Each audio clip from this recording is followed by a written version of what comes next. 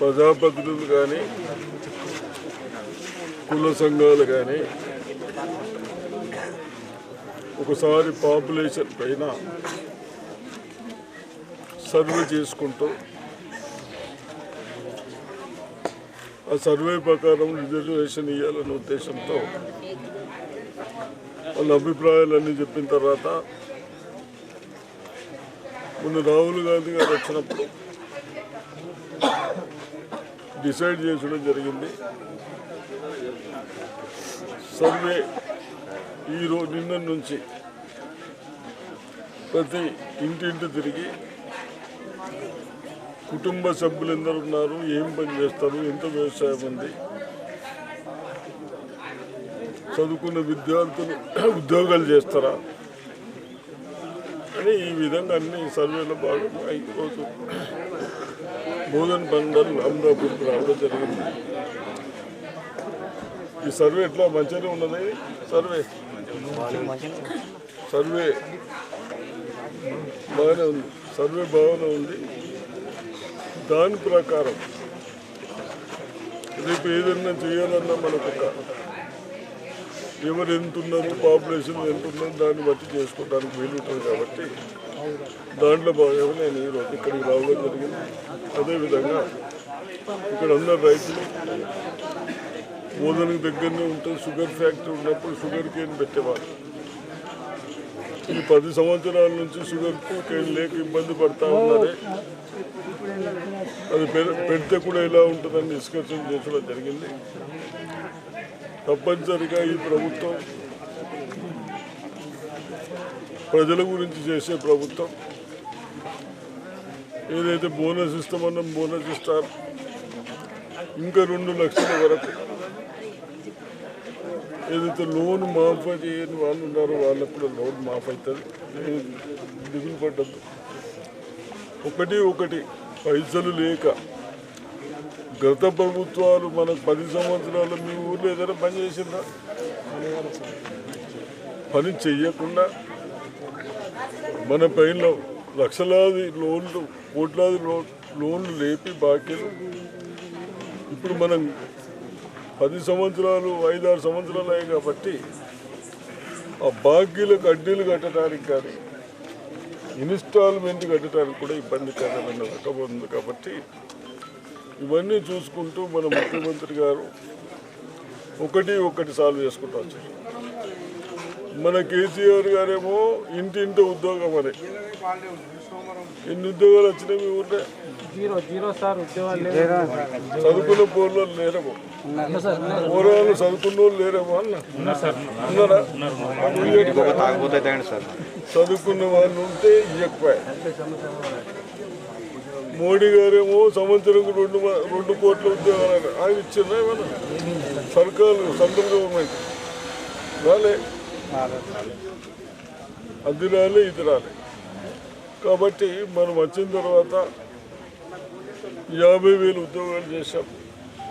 ఇప్పుడు ఈ చదువుకున్న పిల్లలందరూ 3.5 లక్షల అప్లికేషన్స్ పెట్టుకుంటే ఇది గ్రూప్ 1 ఎగ్జామ్స్ దాన్ని కూడా చేయనీయకుండా చేశారు.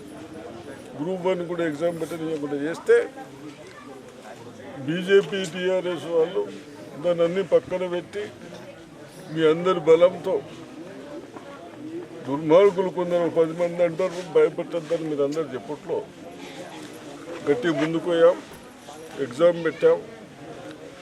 వాళ్ళకి 560 మందికి ఉద్యోగాలు ఇవ్వాలి. ఇప్పుడు ఎగ్జామ్ ఎందరు అప్లై లక్షల మంది పిల్లలు పాపం చదువుకున్నారు, వాళ్ళకి జాబ్స్ వస్తాయి. ఈ విధంగా అదేవిధంగా మనకు టీచర్లు ఉన్నారు, టీచర్లకు ప్రమోషన్స్ ఇచ్చినాం, కొన్ని అపాయింట్మెంట్ చేస్తూ ఉన్నాం. మొన్న నుంచి మనం ఏడాది లోపల 50,000 మందికి ఉద్యోగాలు ఇస్తూ ఉన్నాం. మీకేమో కరెంటు ఫ్రీ ఇస్తున్నాం, బస్సు ఫ్రీ ఇస్తున్నాం, గ్యాస్ సిలిండర్ ఫ్రీ ఇస్తాం. వస్తున్నా లేదా మీ దగ్గర బస్సులు ఇస్తున్నాం. ఇవన్నీ చేసుకుంటున్నాం. ఒకటి కొద్దిగా లేట్ అయినా ఓపిక పట్టండి, ఏదైనా బెనిఫిట్స్ వచ్చేటి తప్పనిసరిగా ఇస్తామని చెప్తూ, అదేవిధంగా ఏదైతే ఇప్పుడు సర్వేలు చేస్తూ ఉన్నారో ఆ సర్వేలో మీరు అందరూ ఆఫీసర్లకు సహకరించి వాళ్ళు అడిగిన డీటెయిల్స్ ఇవ్వాలని కోరుతారు. డబుల్ బెడ్రూమ్ అన్నాడు. డబుల్ బెడ్రూమ్ లేదు, సింగిల్ బెడ్రూమ్ లేదు, 10 ఏళ్ళలో అవన్నీ లేదు. ఇప్పుడు మీ బాధలు చూసి ఇల్లు కట్టుకోవడానికి మీ సొంత ప్లాట్ ఉన్న వాళ్ళకు అందరికి ఒకటేసారి ఉన్నాయి. కానీ మినిస్టర్ గారు చెప్తా ఉన్నారు, కాన్స్టిట్యున్సీకి 3,500 ఇల్లు ఇస్తాం. దయచేసి మీరందరూ కూడా పాపం ఎవరైనా గరీబ్ వాళ్ళు ఉంటే గరీబ్ వాళ్ళకి ఇప్పారు. మేమేం మీ ఊళ్ళో ఈయనకి ఏం రాసిస్తే మేము వాళ్ళకి ఇస్తాం. టీఆర్ఎస్ ప్రభుత్వం కాదు, మా ఊళ్ళకి గరీబ్ వాళ్ళకి ఇద్దాం. ఇప్పుడు గరీబ్ వాళ్ళ కొరకు చేపలు వేస్తూ ఉన్నాం, కూరగాయలు పండేదానికి పందిరి వేపిస్తామని చెప్తా ఉన్నాం సబ్సిడీలో. ఈ విధంగా ఏది అనుకున్నది చేయడానికి కూరగాయలు కూడా బీరకాయలు ఇవన్నీ మంచిగా పండిస్తే ఎకరానికి 2 లక్షల రూపాయలు పంట వస్తుంది అంటున్నారు. కాబట్టి దాన్ని కూడా పందిరి కొరకు సబ్సిడీ 50% మేము ఇస్తాం, 50% మీరు పెట్టుకోవాలి. ఇట్లా ఒకటి డెవలప్ చేసుకుంటాం. వాళ్ళు చదువు కూడా తప్పనిసరిగా మీ అందరికీ నేను చెప్తా ఉన్నాను. మన ప్రభుత్వం పాఠశాలలో మంచి చదువుకున్న టీచర్లు ఉన్నారు, విద్యావంతులు ఉన్నారు.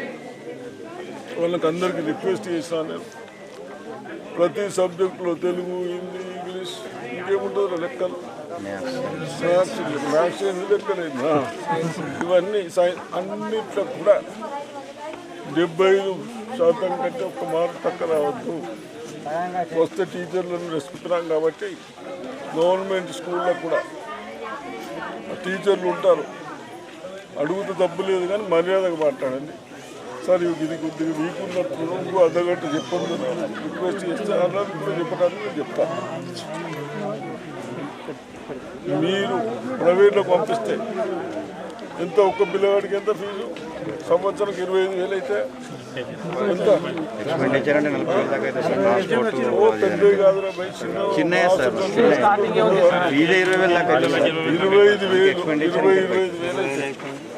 ఇద్దరు పిల్లలు ఉంటారు, అందరికి 50,000 కూడా మిగులుతాను. మిగిలాల పిల్లడికి చదువు మంచిగా చెప్పాలి. ఈ 2 చూస్తున్నాం. కాబట్టి అన్నీ మీరందరూ యూనిట్గా పనిచేసుకోండి. పార్టీలకు అతీతంగా ఊర్లలో కూడా పార్టీలు ఎలక్షన్లు వచ్చినప్పుడు 3 ఓట్లు ఆడ వేసుకుంటారు, కానీ అయినా ఇక్కడ యూనిట్గా ఉండండి, డెవలప్మెంట్ చేయాలి.